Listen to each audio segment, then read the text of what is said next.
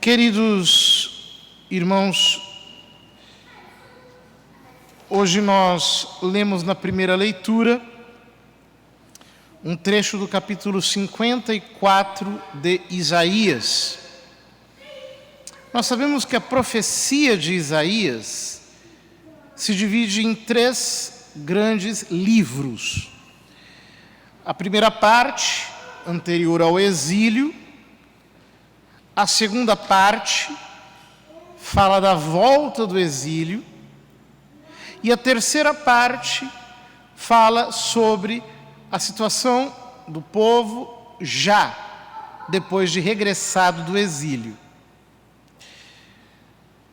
A parte que nós estamos lendo corresponde à parte final da segunda parte, que são os capítulos 53 e 54 de Isaías.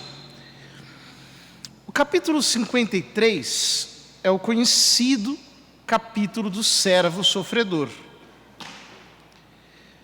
que é uma descrição profética que Isaías faz do sofrimento do povo de Israel, como que incorporados no sofrimento do profeta Isaías, ou melhor, do profeta Jeremias, que é uma espécie de parábola do sofrimento do povo de Israel. Ele como que incorpora todo o sofrimento do povo no exílio, representando, digamos assim, de maneira plástica com o seu sofrimento, mas que é uma espécie de tipo do sofrimento do Messias, do sofrimento de Cristo. E, de fato, no Novo Testamento, por diversas vezes, os apóstolos vão tomar as palavras do capítulo 53 de Isaías como uma prefiguração do sofrimento do Messias, do sofrimento de Jesus em sua paixão e em sua morte. O capítulo 54 é como que o desfecho daquele sofrimento. É como se Deus estivesse dizendo, depois desse tempo de provação, depois desse tempo de paixão, depois desse tempo de morte, agora você, Israel, vai provar um tempo de ressurreição, de restauração, de levantamento, de reerguimento. Ou seja, a paixão, a morte, o sofrimento são temporários. O que virá depois é um tempo definitivo e, por assim dizer, até mais glorioso. Então ele começa: alegra-te, ó estéril, que nunca foste mãe. Exulta e regozija-te, tu que nunca deste à luz. Os filhos da mulher abandonada são mais numerosos do que os filhos da bem-casada, diz o Senhor. Ou seja, ele está dizendo assim, os filhos da mulher abandonada, dessa cidade abandonada, dessa cidade cujos moradores foram para o exílio, dessa cidade que agora está morta, dessa cidade que agora é estéril, serão mais numerosos. São mais numerosos e de fato são mesmo, porque aquela Jerusalém reconstruída depois do exílio será a Jerusalém que acolherá o Messias e, através do Messias, todos os povos da terra, repatriados naquela Jerusalém que é uma imagem da Jerusalém celeste. Já o profeta Naum havia dito que a glória da segunda casa será maior que a da primeira, porque o templo de Davi, o templo de Salomão, destruído no exílio, será depois substituído por um outro templo, que é o templo de Zorobabel, que era sacerdote na época em que Esdras promoveu a reconstrução do templo. Mas esse templo, embora seja mais simples, e depois ele será todo reformado na época de Herodes, e se tornará um templo muito grande e bonito nos dias de Jesus, será o templo que vai receber o Messias. Por isso que a glória da segunda casa será maior que a da primeira. Por isso que os filhos da abandonada serão mais numerosos do que o da mulher que era bem casada, daquela Jerusalém anterior. Paulo, na carta aos Gálatas, interpreta essa profecia como uma imagem da igreja. Aquela mulher bem casada, ou seja, a sinagoga, o povo judeu, terá filhos muito menos numerosos que a daquela que foi abandonada, da igreja dos pagãos, da igreja do Novo Testamento. Por isso ele diz: alarga o espaço da tua tenda e distende bastante as peles das tuas barracas, usa cordas bem longas e finca as estacas com segurança. Farás a expansão para um lado e para outro, e tua posteridade receberá em herança as nações que povoarão cidades abandonadas. É bonita essa imagem. Ele está recolhendo a imagem dos beduínos, que no deserto usavam barracas que eram assim, elas eram feitas de peles de animais, e que essas peles eram como que abertas, distendidas. Quanto mais distendidas, maiores ficavam as barracas. Quanto menos distendidas, menores elas ficavam. Então ele diz: coloca essas estacas para bem longe. Pode distender, porque vai chegar muita gente. Se antes você achava que eram muitas as pessoas, se antes você achava que o povo era numeroso, você nem viu nada. O povo que vai vir vai ser muito mais numeroso do que o anterior. Aquelas multidões que enchiam as ruas na Páscoa, em Pentecostes, serão um punhado de gente perto dessa multidão que vai vir. Não tenhas medo, pois não sofrerás afronta alguma, nem te perturbes, pois não tens de que te envergonhar. Ou seja, o que Deus está dizendo ao povo é: o tempo da tua vergonha ficou para trás, o tempo da tua afronta ficou para trás, o tempo da desgraça acabou. Daqui para frente, você vai aprender o caminho da fidelidade, e com a fidelidade virá a bênção sobre ti. Tu estás sendo restabelecida na tua posição, ó nação, e por isso, estes que te afrontam, estes que te desafiam, ficaram para trás e já estão derrotados. O tempo da desgraça acabou. Esquecerás a vergonha sofrida na juventude e não te recordarás mais da humilhação da viuvez.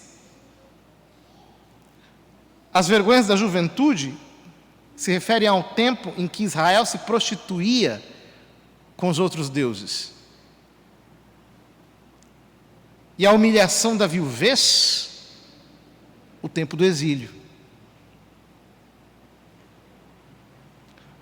Você não vai se recordar mais disso, Israel, porque eu te desensinarei, tu desaprenderás o caminho da idolatria. E é exatamente o que acontece na história de Israel. Depois que o povo volta do exílio, não cai mais em idolatria. Se abre uma nova estação. E mesmo quando nos dias de Alexandre Magno tentarem criar uma paganização sincrética em Israel, eles vão se levantar nos dias dos Macabeus, e embora com as suas guerras eles perdam efetivamente, o que acontece é que, do ponto de vista religioso, Israel se mantém firme e não volta mais para os pecados da idolatria. É maravilhoso pensar que há muitos erros que nos fazem aprender a não regressar mais nos mesmos padrões errados em que estávamos. Ou seja, o Deus da Bíblia é um Deus de ressurreição, mas que não nos devolve a mesma condição do passado. Ele nos faz escalar para uma nova temporada, Ele nos faz romper para um novo momento. Esses padrões errados, pecaminosos, corruptos, ficaram no passado. Você nem vai mais se lembrar disso. Teu esposo é aquele que te criou. Seu nome é Yahvé Sevaot, é o Senhor dos Exércitos. Teu Redentor, o Santo de Israel, chama-se Deus de toda a terra. Ele é o teu Redentor, aquele que te liberta do exílio. Ele é o Deus de toda a terra. O mundo inteiro está debaixo das mãos dele. Foi Ele que te mandou para lá e é Ele que te tira de lá. Foi Ele que te colocou nessa posição de opróbrio e é Ele que te resgata dessa mesma posição e te conduz para a posição nova, lutando por ti. Ele é Yahvé dos Exércitos. Ele que combate por ti. É o mesmo que te gerou. É o mesmo que te chamou do nada. O Senhor te chamou como a mulher abandonada e de alma aflita. Como a esposa repudiada na mocidade, falou o teu Deus. A esposa repudiada, a mulher abandonada, era aquela condição terrível que muitas mulheres viviam naqueles dias, quando o marido chegava e dizia: eu não te quero mais, toma a certidão de divórcio, vai embora. E ela ficava completamente desprovida, desguarnecida, muitas vezes velha. Mas ele diz: eu estou te chamando de novo. Israel, eu te chamo pelo nome. Você achava que estava tudo perdido? Você achava que estava na tua posição de morte? Mas eu lembrei do teu nome, eu te chamei, você vai reviver. Vai começar do zero, tudo novamente. Eu vou fazer aparecer novamente a tua glória. Por um breve instante te abandonei, mas com imensa compaixão volto a acolher-te. O instante do abandono é pequeno. O momento da provação é breve, do impasse, da incerteza, da dúvida. Ele é rápido, ele vai passar, ele está passando, daqui a pouco ele já passou, porque é Ele que te chama, Israel, pelo teu nome. No momento de indignação, por um pouco ocultei de ti a minha face, mas com misericórdia eterna, compadeci-me de ti, do teu Salvador, diz o teu Salvador, o Senhor. É lindo pensar que muitas vezes Deus permite que nós passemos por uma paixão momentânea, por um sofrimento qualquer, por uma aparência de morte, mas isso dura só 3 dias. Isso tem um prazo de duração. Isso tem um limite. A provação não chega além daquilo que é necessário para que nós aprendamos, para que nós possamos levar uma lição da cruz. Mas uma vez que a lição foi aprendida, uma vez que as medidas foram tomadas, o tempo da indignação termina e começa o tempo da ressurreição, o tempo da salvação, o tempo do resgate, o tempo do retorno. O choro pode durar uma noite, mas a alegria vem pela manhã. As misericórdias do Senhor se renovam a cada manhã, grande é a sua fidelidade. diz o profeta Jeremias nas suas lamentações. Em tudo isso, somos mais do que vencedores. E a razão disso é, diz o Senhor, como nos dias de Noé, a quem jurei nunca mais inundar a terra, assim juro que não me irritarei mais contra ti, nem te farei ameaças. Podem os montes recuar, podem as colinas abalar-se, mas a minha misericórdia não se apartará de ti, nada fará mudar a aliança da minha paz, diz o teu misericordioso Senhor. A razão de tudo isso é que Ele tem uma aliança com o seu povo. E essa aliança tem termos que jamais serão violados por aquele que os firmou. Ele tem uma aliança conosco, Ele tem um compromisso conosco, e nós não podemos duvidar disso. Assim como Jesus sofreu o que sofreu e ressuscitou, e gerou a igreja, o seu povo, a sua esposa, Ele não se esqueceu de nós, Ele não nos abandonou, Ele não nos largou para trás, Ele não deixou a sua promessa de lado, Ele não cancelou a sua aliança. Suas palavras são verdadeiras e têm uma perenidade invencível. Céus e terra passarão, mas a minha palavra não passará. Portanto, em posição de fé, em posição de fidelidade, nós temos que manter erguida diante do Senhor a palavra da profecia. Nós temos que conservar, como diz o próprio Isaías no capítulo 62, mais adiante, a fidelidade de manter lembrado o Senhor da sua palavra até que Ele estabeleça a nação como um objeto de louvor por toda a terra.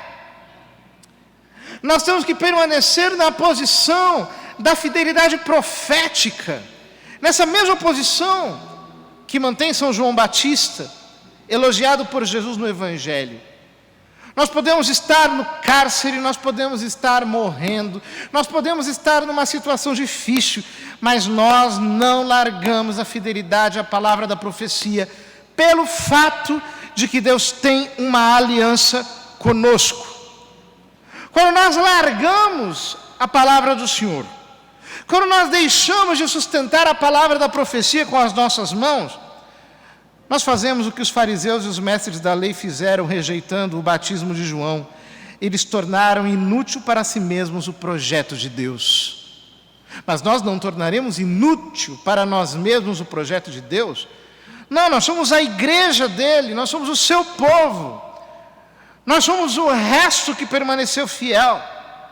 Nós ficaremos aqui conservando a sua palavra, em fidelidade ao nosso chamado, em fidelidade às promessas dele, em fidelidade à aliança dele, em fidelidade ao nome dele. E nós sabemos que o tempo da indignação, o tempo da vergonha, o tempo do repúdio é muito breve. Logo Ele se levanta para resgatar o seu povo e para trazer a hora da ressurreição com a sua palavra definitiva. Este é o nosso Deus. Ele nunca falha. E se nós permanecermos fiéis, mais ainda Ele permanece fiel, porque jamais pode negar-se a si mesmo. Que isso nos faça conservar o nosso coração numa espera vigilante, como vigia que aguarda a aurora e que sabe que nós não seremos jamais confundidos por depositarmos a nossa esperança no Senhor que resgata o seu povo da vergonha, da humilhação, do medo, do opróbrio. É Ele o nosso Redentor. É Ele que nos resgata. É Ele que nos tira da escravidão. E é por causa dEle que nós sabemos que nenhum dos nossos esforços terá sido inútil.